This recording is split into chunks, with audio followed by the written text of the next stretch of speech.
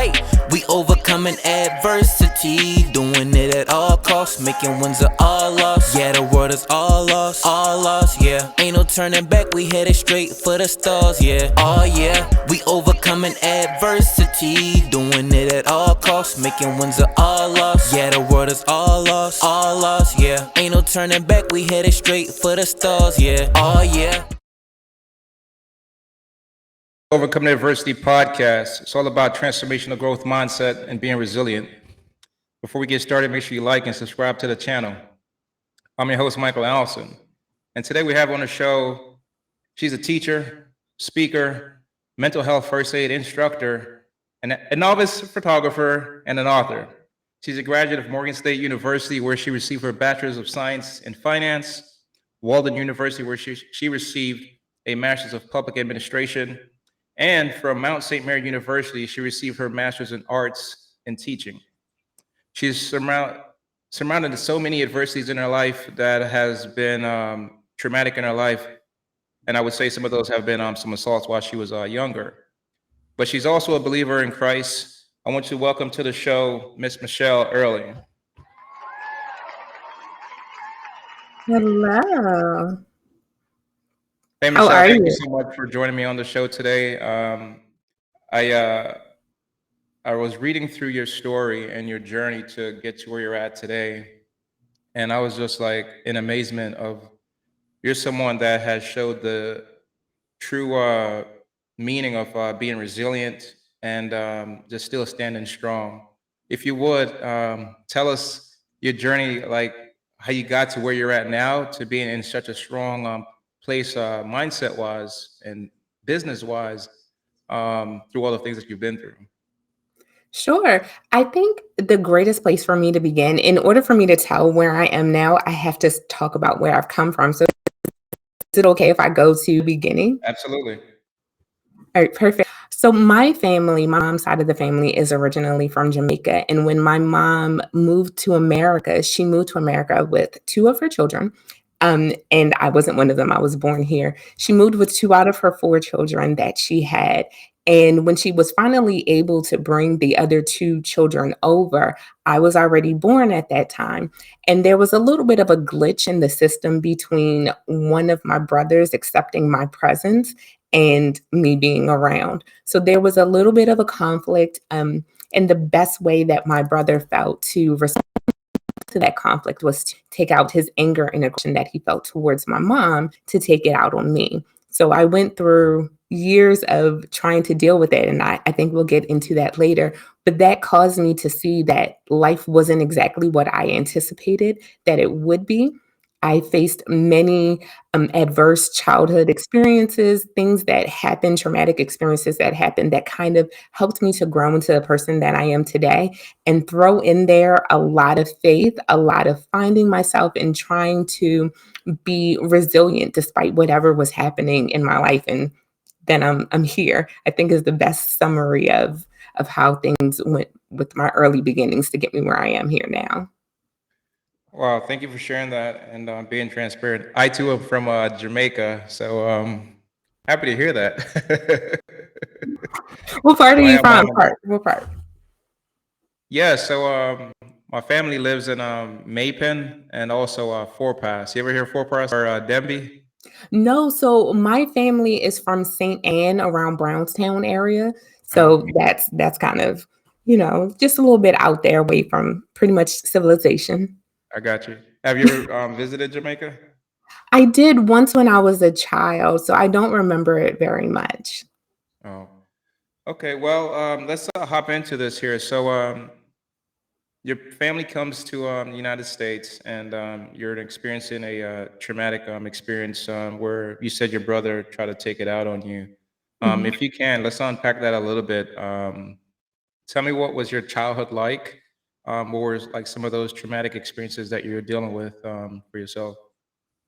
Sure.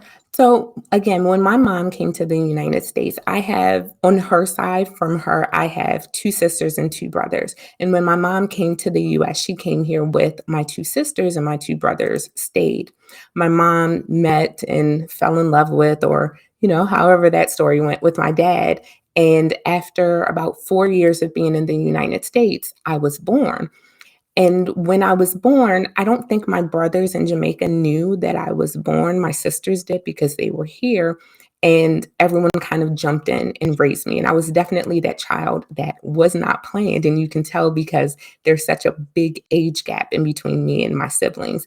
I have a Mhm. sister who's 16 years older than me, a brother who's 14 years older than me, a sister who's 12 years older than me, and a brother who's 7 years older than me.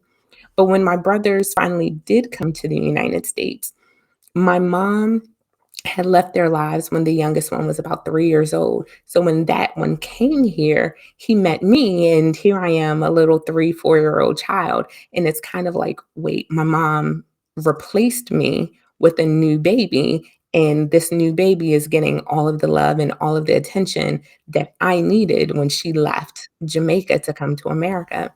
So my brother, and I'll flat out say it, for 2 years from the ages of 6 to 8 years old, my brother raped me. And I'm being cautious with the words that I use always, but my brother, he raped me. He took out the aggression that he had and the feelings that he was feeling towards my mom. He took them out on me, a 6 year old child. So I kept it a secret, obviously, for 2 years. And then when I finally did say something, I'll never forget the conversation that I had with my mother when I told her what happened. We were laying in bed watching TV one day, and commercial came on, and I am 8 years old, and I look to my mom because I don't understand anything. I look up to my mom and I said, "Mom, I think I'm pregnant." And she looked at me like, "You're 8 years old. What do you mean?" And I said it again. I was like, "I think I'm pregnant." And she said, "Why do you think that?"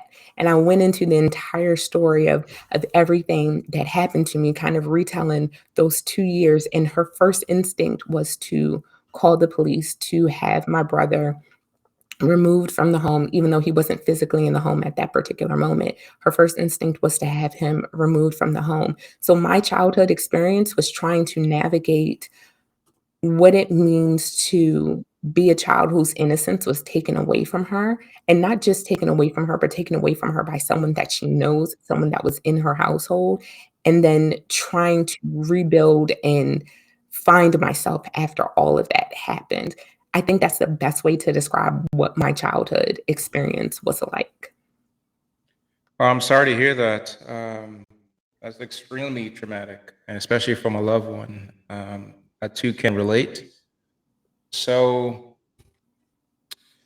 now, you told your mom this while you're laying in bed. So that leads me to ask, how was your father playing a part into this, you sharing this message to the family?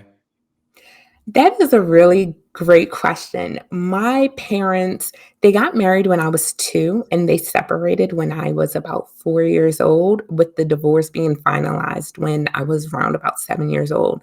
My dad was not in our home after that separation. So I didn't grow up with my dad. He left when I was 4, and I didn't communicate with my father or even see my father again until about December 2009. So we're talking, I was born in 86. We're talking, I didn't see my dad from 1990, see him, communicate with him from 1990 until about 2009 was when I first started talking to my dad again. He wasn't there. Everything that I'm saying now, he now knows because we do have a relationship now, but he didn't know about it until I shared it publicly with the entire world in 2017. Oh my God. Okay, so you went through a traumatic experience. Your mom was going to call the police, and no dad was there.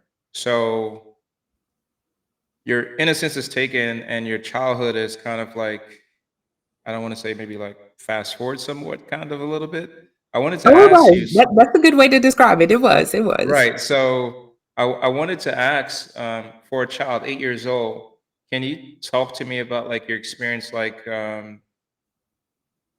either like when this person was around, and also if you could touch on a little bit like the rest of your upbringing, so like maybe like your elementary days, your middle school days, your high school days. How were you dealing with this traumatic experience and tying to like your relationship when it like goes to school or interacting with other people and trusting people, these types of things? That's ooh, those are great questions. I think the first thing that I should lead with is being completely honest with you. I still suffer from PTSD and I have a mental block. I do not remember the first 8 years of my life. And who knows, they aside from this situation, those could have been amazing 8 years and I don't recall any of it. Um there's nothing, no matter how much therapy I've gone to, no matter how much people have tried to help me, the only thing that comes to my mind from that 8-year period are unfortunate flashbacks to those 2 years, and it's all about the incident, it's all about what happened, so it's nothing positive. So I don't know what I was like academically back there, where my mindset was. I can't remember anything from below 8, but from 8 above, I was a good student. So academically, I performed well. I showed up where I needed to be. I was respectful. I was kind. I was mindful of everyone around me. But on the inside, I was very, very damaged.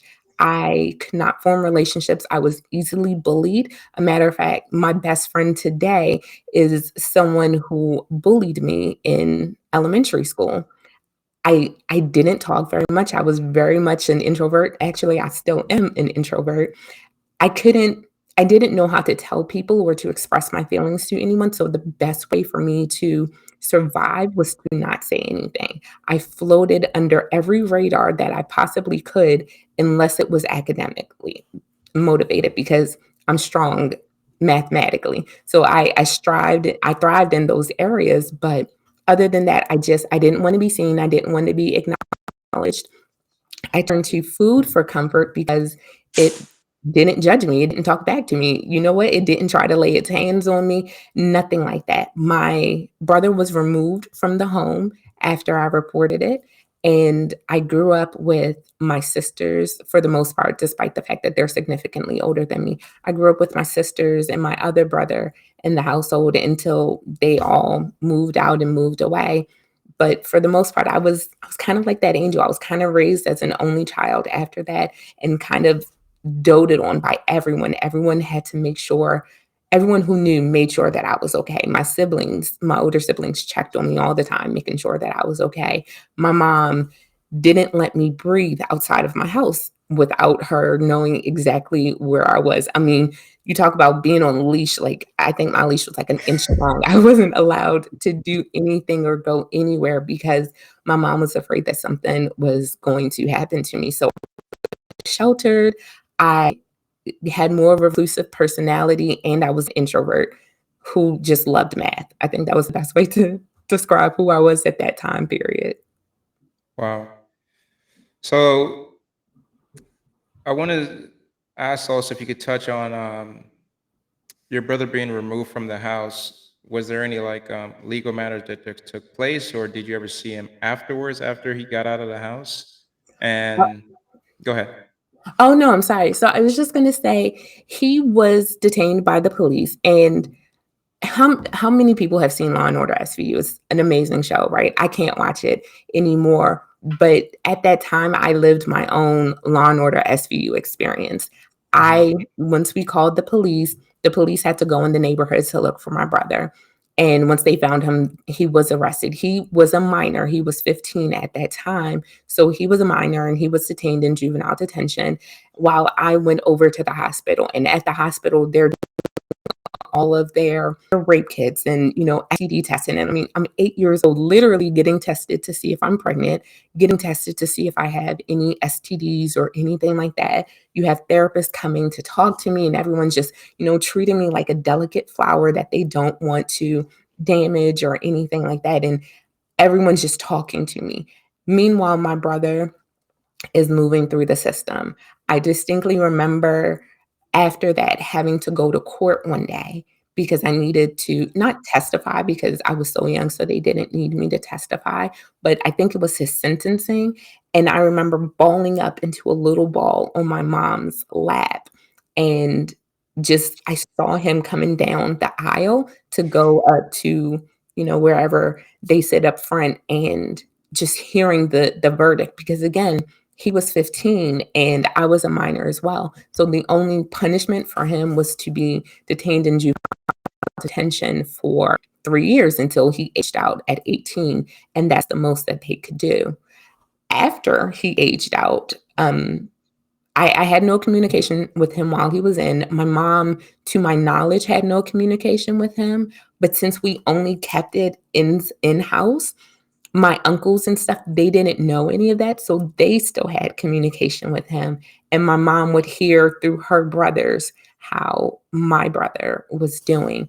When he aged out, my brother found an amazing way to continue to end up in jail for one reason or another as he became an adult. And I think I reconnected with him as well in about 2008, 2009. And he met a woman and they had a child together in 2011.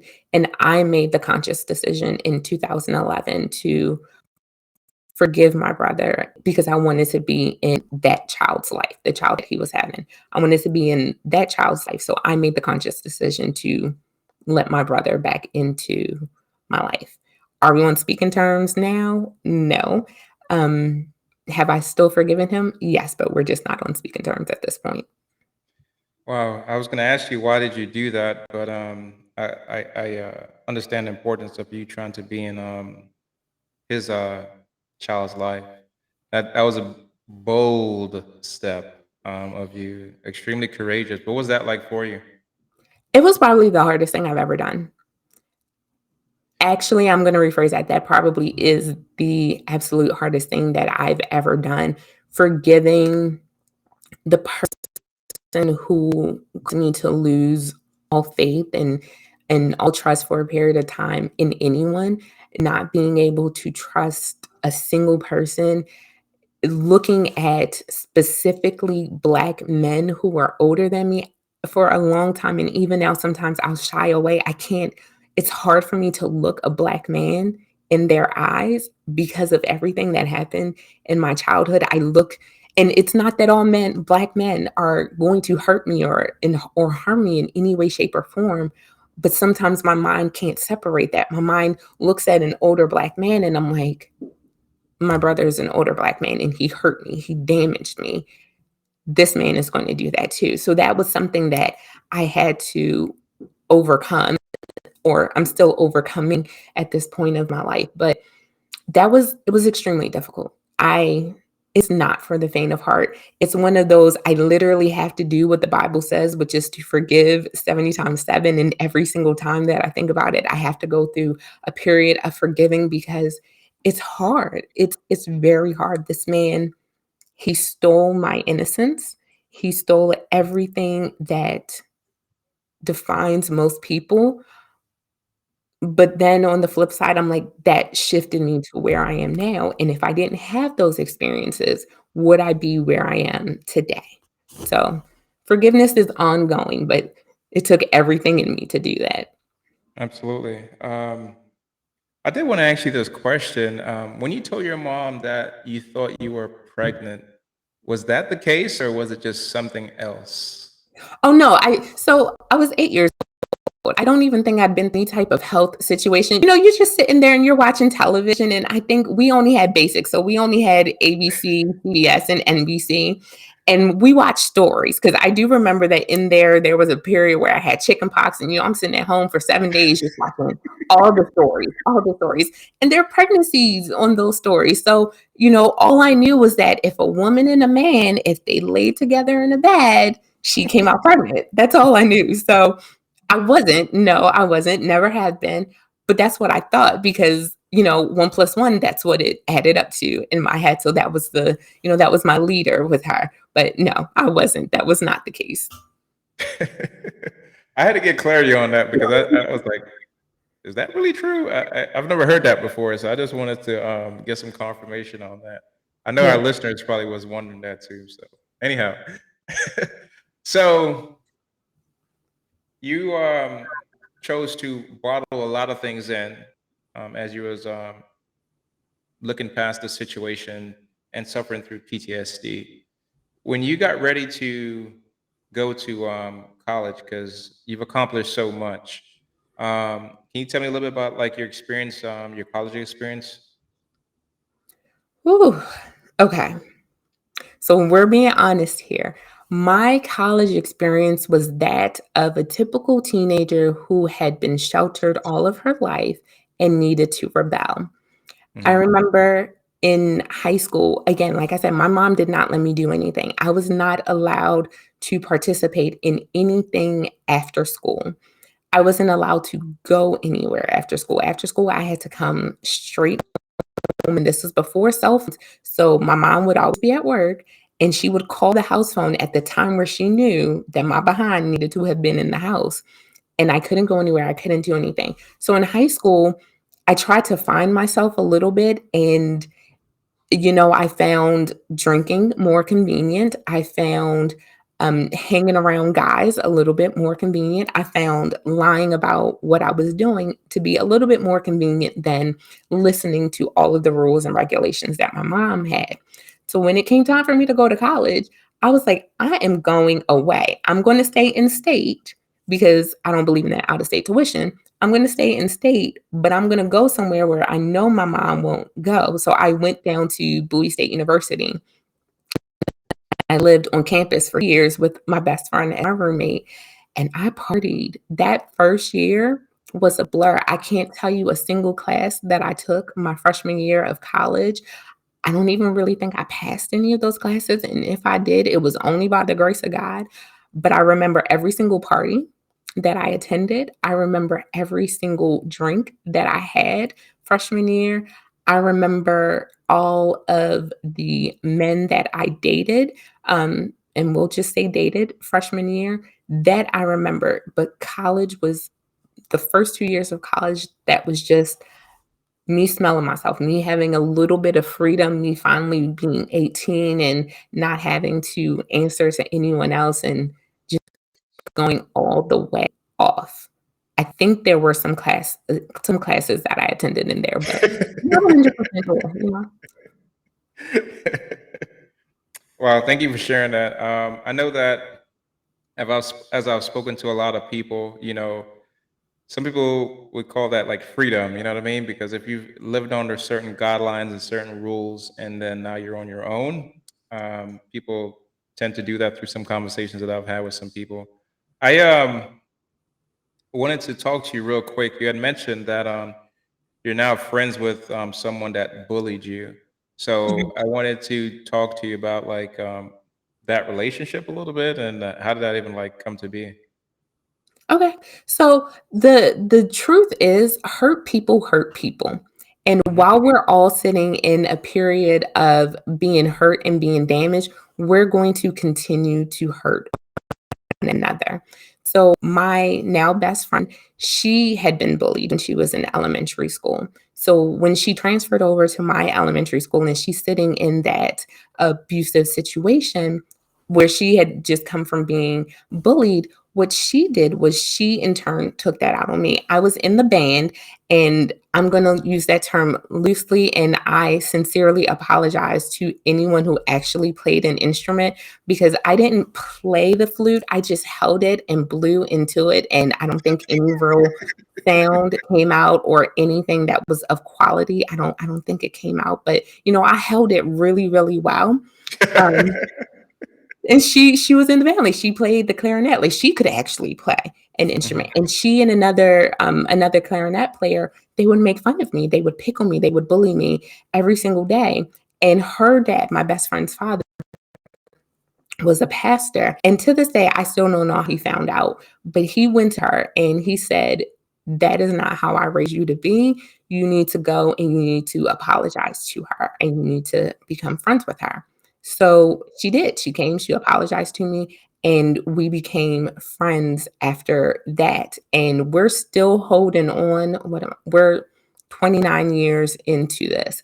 So we're still holding on. But she came to me, she apologized. And I want to say that she explained her situation, explained what happened. And because I was still in such a fragile and in a broken spot and I didn't really have any friends, I said, okay, I can take your apology and I can go with it. I can mend with it. And that's what happened. We've been friends ever since. Do you guys ever bring it up and tease each other? So we do, but not as much anymore. She writes, I write. We've both put it in books that we've authored. So we both put out there, but it's kind of like bring it up in moments like then we're trying to help other people heal from it. So whenever I share my testimony, whenever I'm talking to other people to kind of show them how I was able to get through and get past adversity, it's something that I'll bring up and I'll mention. And it's only for a point of healing, not to tease her for what she did, but to show God's overwhelming grace and God's overwhelming love and God's overwhelming forgiveness for both of us and how we were able to heal from that. Absolutely. I want to fast forward a little bit. I'm going to touch on your faith here, as I know that is extremely important to you. Once Mhm. you graduated from college through the partying, and you decided to like get serious. So, what was your transition out of college and stepping into the business world? How was you accepted, and how did you view life once you graduated college, based off your experience growing up? I was so confused. One of the things that I tell people, especially now in my profession, is that when someone doesn't know what to do, they'll just kind of go out there and do anything. So you need to have good building blocks and be able to move from that. My mom didn't have a high school education. When she moved to America, she had about the equivalent of an eighth grade education. And by the time she had me, she had five kids. It was very hard for her to be able to tell us what we should do. Like, oh, you need to go to college, but before you go to college, you need to have money secure and you need to do X, Y, and Z. It was hard for her to tell us that, considering the fact that she didn't even have a high school education. So we didn't know those things. All of us entered into adulthood. I want to say a little bit behind, a little bit delayed in some senses, where we had to figure everything out on our own.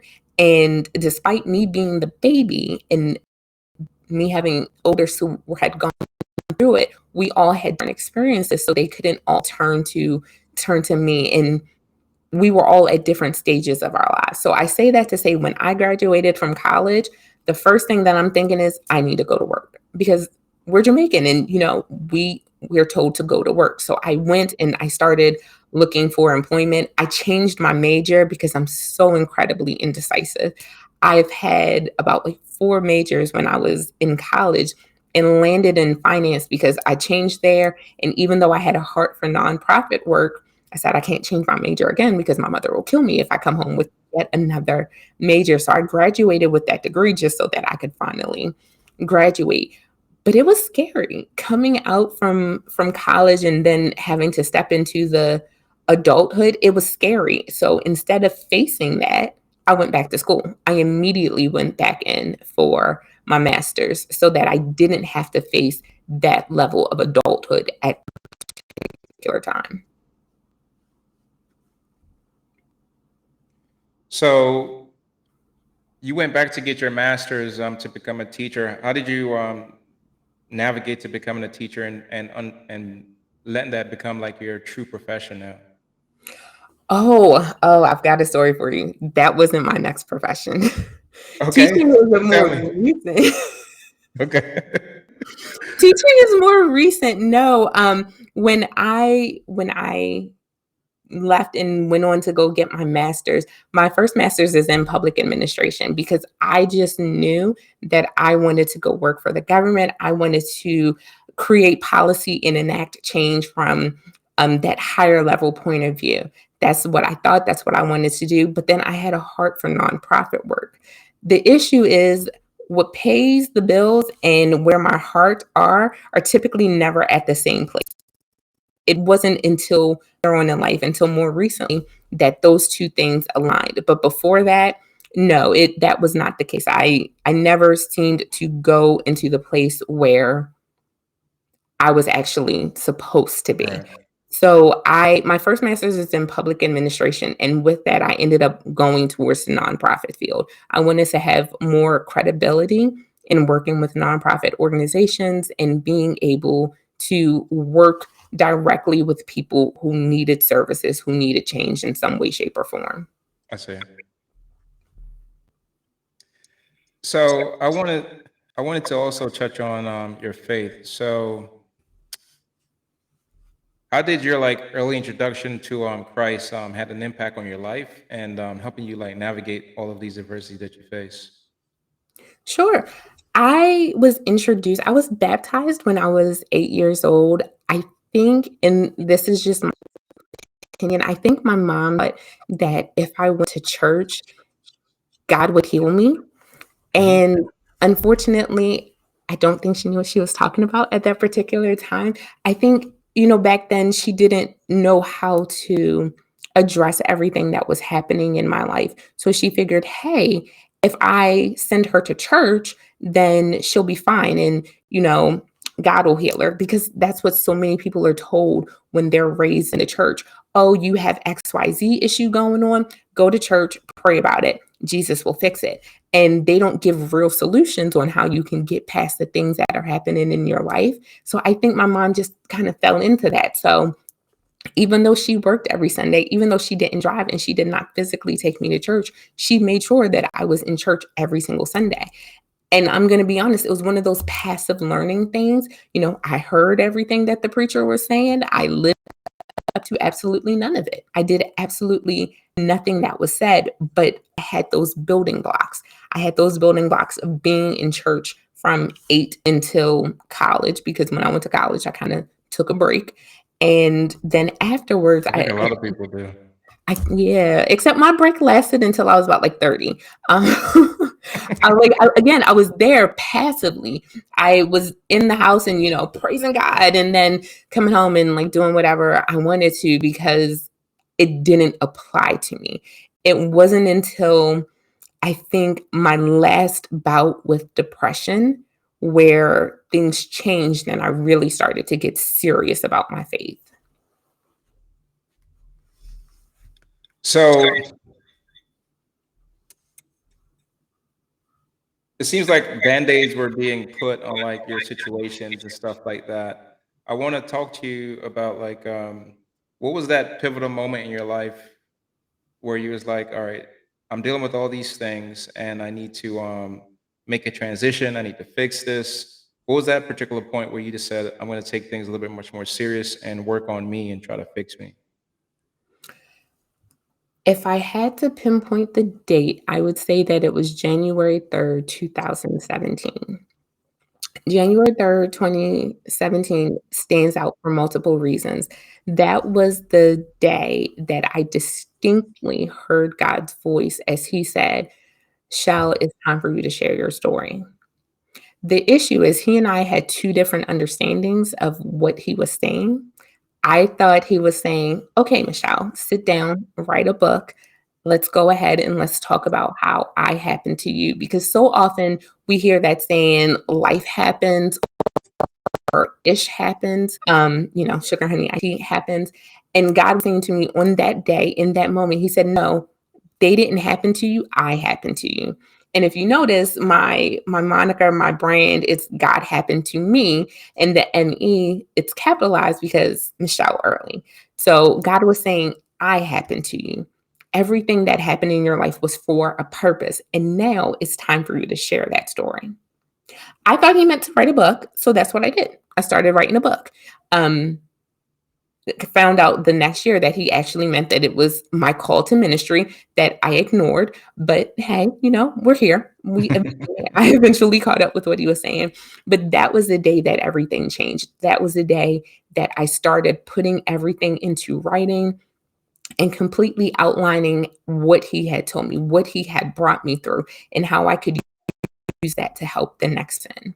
The next day that stands out to me is April 16th, 2017. So I'm coming up on my 6-year anniversary on Sunday. That was the day that everyone found out about my past.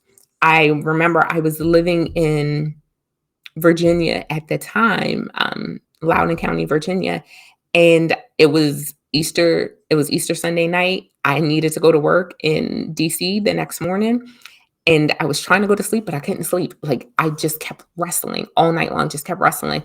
And I'm like, oh my God, I'm so tired. Like I feel like you need me to do something, but the sleep is like really, really important. So I promise God, whatever you need me to do, I will do it in the morning if you just let me get some sleep now.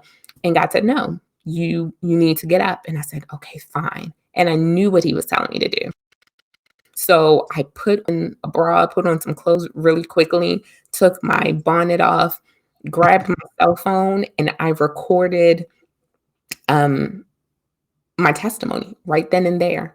I want to say that it was probably like a 10-minute video, almost a 10-minute video that I recorded that outlined everything that I just shared with you.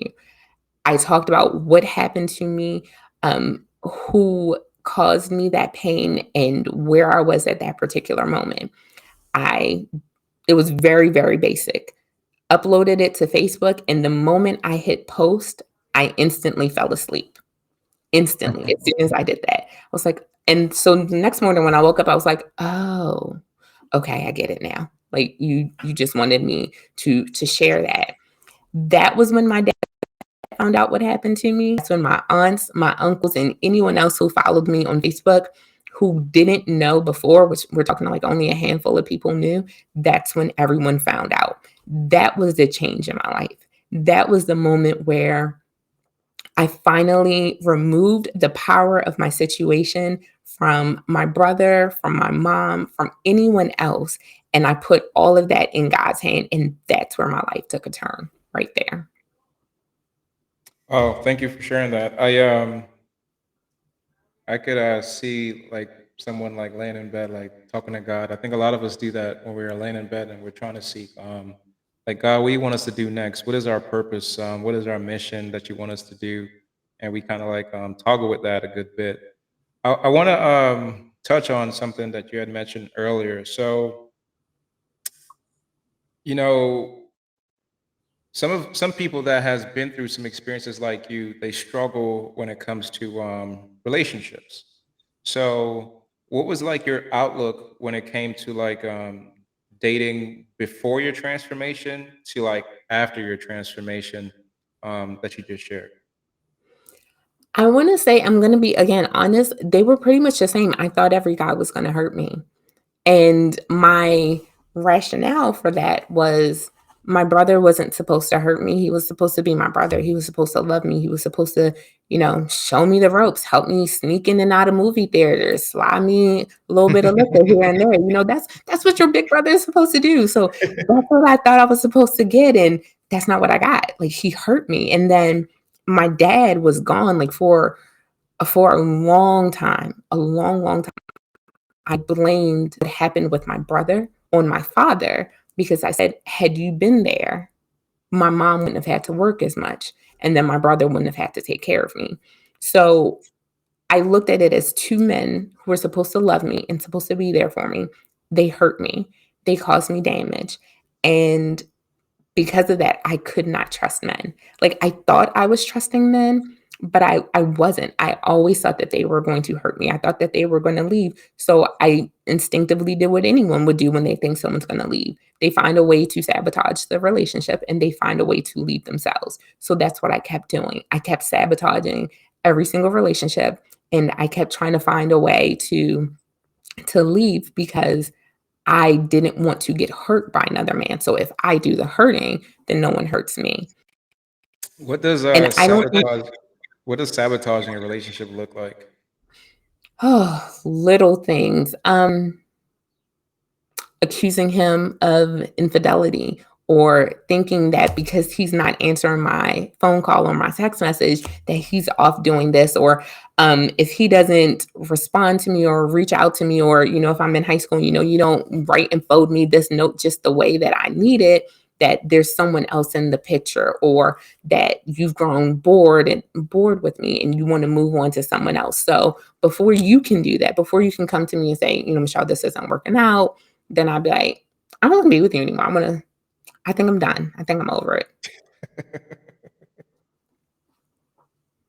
So you and your dad was not in communication for a very long period in your life. Mhm. Can you talk a little bit about what that reconnection was like for you? Why did you make that reconnection, or he made that reconnection? And what is that like now for you? So I have on my mom's side, I have 4 siblings, 2 sisters, 2 brothers. But on my dad's side, I have 1 brother.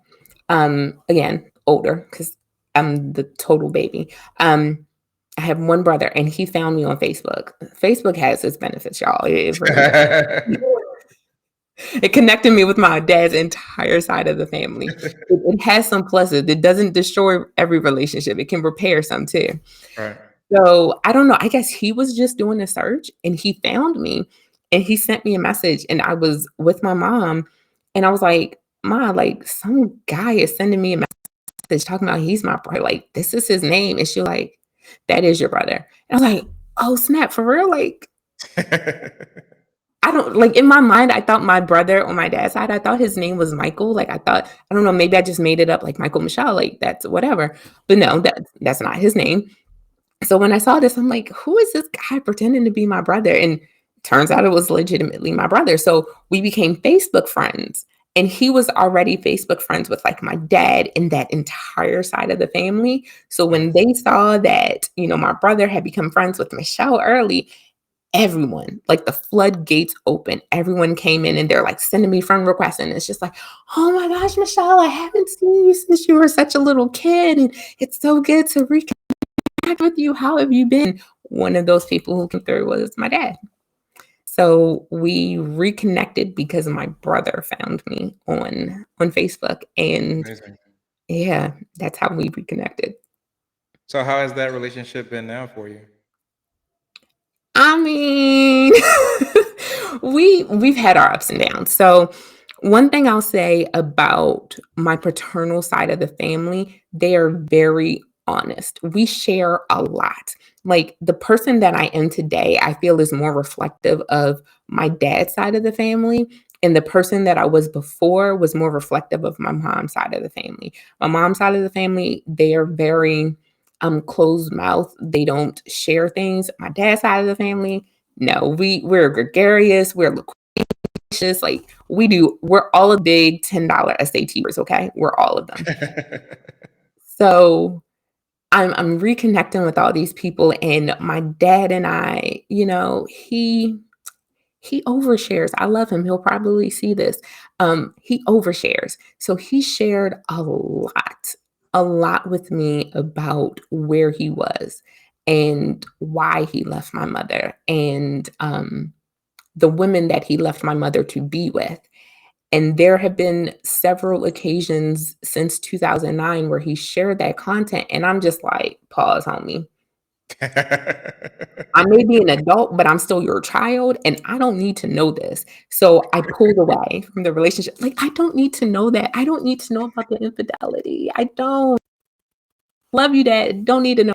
And he would share that, and I couldn't handle it. So I'm just like, no, no, I don't want to hear this. Like, I don't want to hear any of that. So I pulled away from the relationship. So I want to say there were probably like 2 or 3 times since 2009 where I just pulled away and had no communication with my dad because of those overshares. On the one hand, am I glad that he shared those things because it does kind of help fill in the blank. I'm a why oriented person. I like to know why things occur. So that kind of helps me. But then on the flip side, I'm your child and I don't want to know about the things, the fallouts that happen between you and my mother, because I feel like you need to leave me in a child's place at that Right. point. And I don't need to be elevated to a friend position in that particular moment. So, I'm in a group text with my dad and my brother, and I respond occasionally every now and then. It's on mute because they be texting, like, they go. But we're okay, we're good, we're at a good place. All right. So now you've been through all those things, and you've decided to step past your past, and now that you are a speaker, so you found your voice. You woke up one morning. God said, "This is what I'm calling my daughter to do." Mhm. Can you talk about now the position where you're at now in life? How like you're an advocate and you're sharing the awareness of your experience.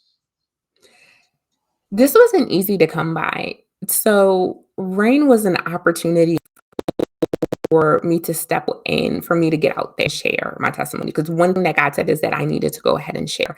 It's coming from Revelation 12:11 that says that we overcome by the blood of the Lamb and by the word of our testimony. And every single time I get out there and I share, and not only is it continuing to heal me, but the beautiful thing is every single time, without fail, whether I'm in a school talking to students or whether I'm on a platform talking to adults, it does not matter where I am. Someone always comes up to me and says, "Thank you for sharing that because that helps me." Or, "Thank you for sharing because me too." Every single time without fail.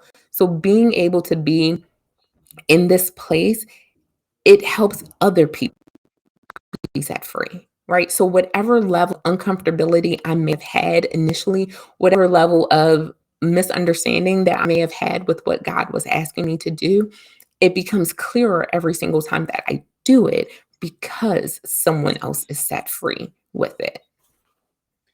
I wanted to go a little bit deeper here. So, like, I know you've shared your testimony with people, and I wanted to know the impact of when you share with people on these particular topics around like suicide attempts, alcohol misuse, some financial hardship, and multiple different types of career changes.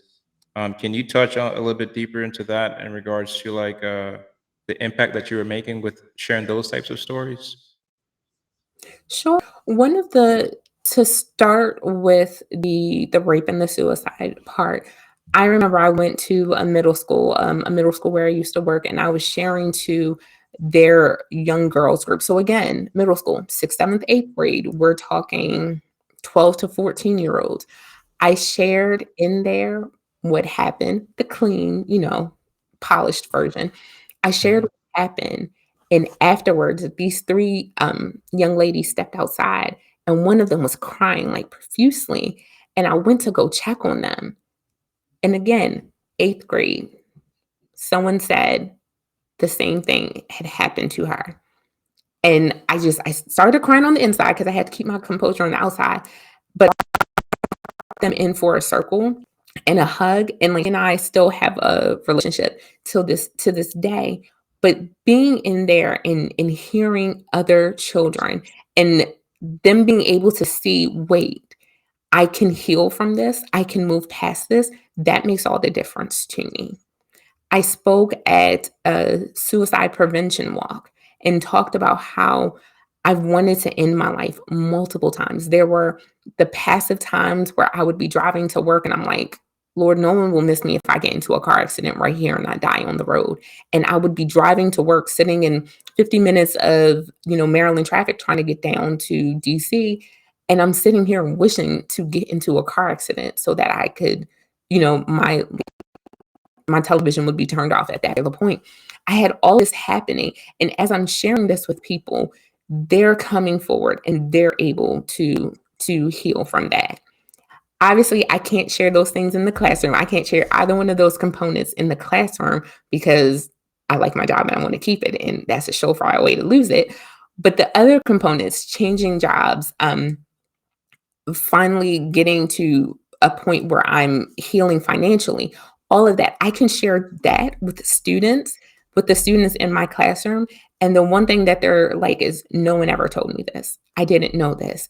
I need to know this stuff to be able to go forward. And that's where I'm able to make the difference. So I see just little nuggets that I drop here and there that are sticking and resonating with these students, with these children, and to know that they're going forward and they're making a change. I have a former student now who's starting his own business because of conversations that I've had with him and working on branding and things like that. And that to me, it's just like, okay, God, everything that I've gone through in these 36 and a half years on earth, it has a purpose. Because if I can see one person make a difference in their lives, in their life, then all of this was worth it.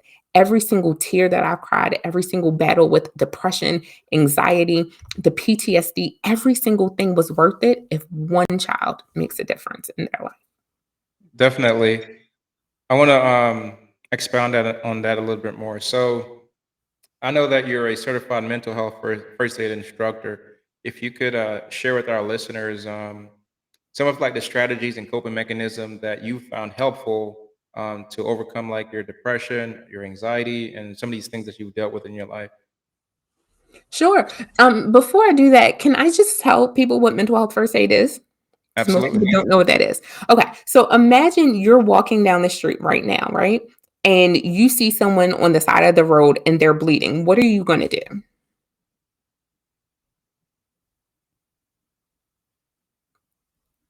If you see someone walking on the side of the road and they're bleeding, what are you gonna Yeah. do? What are you gonna do personally? What are you, Michael Allison? What are you gonna do if you see that? Oh, my first act is to go and help them.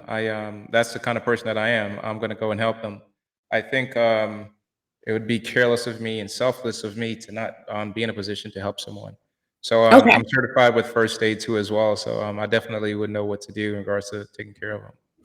Okay, so that's exactly what mental health first aid is. Mental health first aid is are those initial things that you do when you see someone is experiencing a mental health crisis. It's the first bit of aid that you render to them until they're able to connect with someone who's able to go deeper. So until they're able to connect with mental health services or a therapist or anything along those lines. It's those first initial steps that you're taking with that person. So when I signed up for that course, I signed up for it because I realized that there are so many other people who are going through other mental health issues, and we as a people need to know how to assist them and to help them. So some of the coping strategies that I learned and that I worked through with all of that is just being able to write out my thoughts. Writing was not something that I liked in high school. Like I said, I was a math person. So Okay. you give me a number, I can compute it, I can work with it.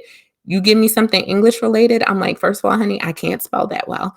I don't know why you want me to do any type of writing, but journaling and writing have become therapeutic to me. They're things that I turn to be able to get everything that's in my head and in my heart out and share it with the masses. And that is something that mental health first aid has allowed me to do. It has allowed me to provide strategies of healing for other people so that they're able to, I don't want to say necessarily overcome whatever they're going through, but be able to connect them with deeper supports that can help them connect with those things. And it also helps me to be able to prepare adults to engage with other people who may be experiencing a mental health crisis and know how to run towards it, provide initial care, and not run away from it. So, what are some advice that you would share with someone that could be experiencing something right now, or have dealt with some of the things that you've been through yourself? My first thing, and this is my go-to, this is what I tell people. If you, first of all, if you're experiencing any thoughts, desires, or if you have self-harm, you to self-harm, always reach to 988 and get immediate attention right away. Do not delay. If you fear that someone, a loved one, is going through that as well and that they may be in danger, still reach out to 988, or you can call 211 if you, especially if you're in the state of Maryland, but definitely do not let that go unchecked. So often people sit and they bottle up the feelings that they're going through and they hold on to it thinking, oh, I can't share it with this person, or this isn't the place, this isn't the time, or I have to do X, Y, and Z. And they never get that addressed. And it just leads to greater feelings of wanting to end everything. And that is not healthy. Help is available. You were never alone. So the advice that I people is number one, recognizing that you are not alone. There are people out there who care, who want to see you survive, who want to see the best for you. And if you don't know anyone else who is like that, if you don't feel like you can reach out to anyone else, or if um, 988 isn't something that you don't feel like you're at that level, please, I encourage people to reach out to me. I'll put you in contact with those greater supports because I don't want anyone to ever feel alone. There was a too long of a period of my life where I felt like I was alone, where I felt alone, so I continued to isolate myself, and that only made me further alone, and it made me sink deeper and deeper into depression and deeper into thoughts of self-harm, and I don't wish that for anyone. Wow, thank you. Can you tell me a little bit? What's the importance of self care and self compassion when it comes to like the healing journey? for someone that's going through something that they're dealing with as serious that you have been through? I like to look at it as, excuse me, as more of a pot, a flower pot situation. I can't pour into anyone else. If there's no water in my own container, if there's no water within me, I can't pour into anyone else. And it's my heart's desire to always pour into other people, but I have to take care of me first, right? I have be able to have nourishment come into me. That way, there's something for me to be able to give someone else. And that starts with self compassion, self love, understanding my self worth, realizing that I am just as important as that next person that I would like to pour into. And the only way I can do that is if I start with me. I I am someone who my best friend says that I'm a very compassionate person and that I always bend to what someone else needs. But I'm also that person who will take a me day, quick, fast, and in a hurry. My initials are ME, and let me tell you, there I put it in my calendar like me day. That's This is important. all about show. This is the day where if I just want to lounge around and do absolutely nothing, I'm do it with ease and it's going to be beautiful too. If this is a day where I want to go for a walk in the park or I want to go down to DC and spend the day at the museum, whatever I need to feel recharged and reset, I'm going to do it and I'm going to do it unapologetically. And I did not get to that point until about 6 years ago when I realized I can't wait for someone else to build me up the way that I need to be built up. I need to do these things myself. And that's where I am now. You have to have love and compassion for yourself before you can even think about doing that for someone else. So how has like your perspective on life changed now? I think the greatest thing that I see is that it I cross, right? I love the Lord unashamedly. I love him. So I think about the cross. And in order for me to have me and to be able to be here, I have to have that relationship with the Father, right?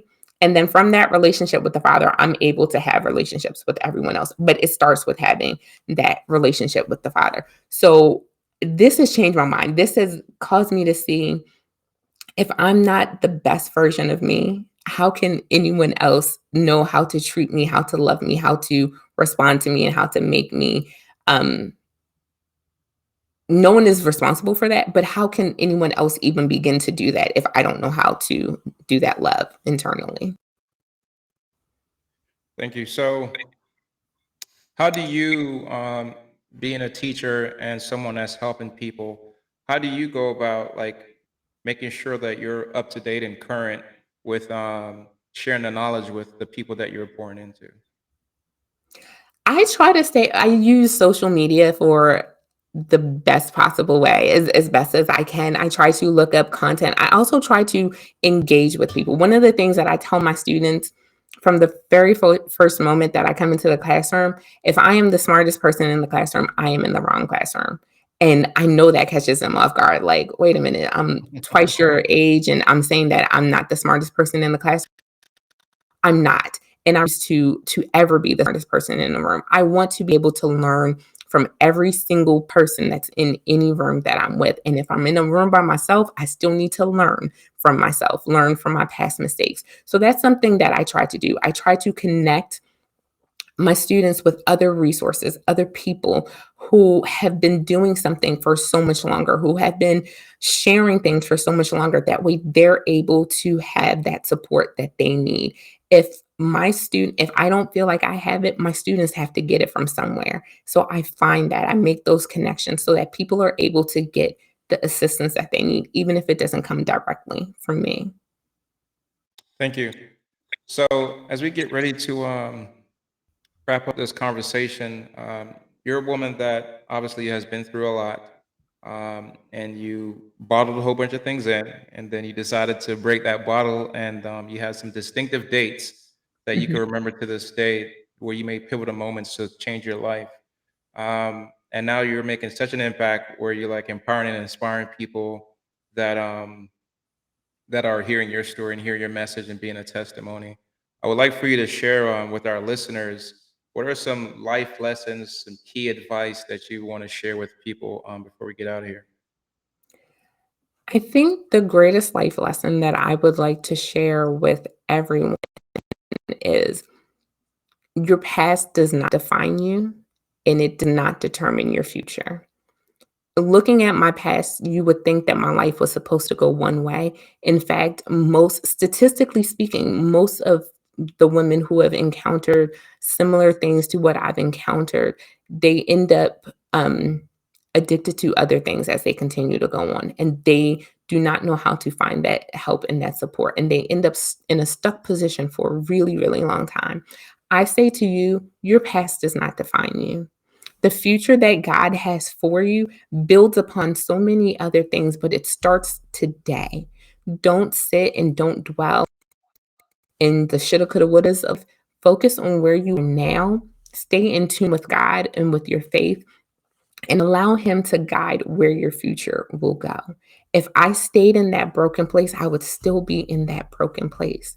I would still be in that place where I'm wishing everything to end.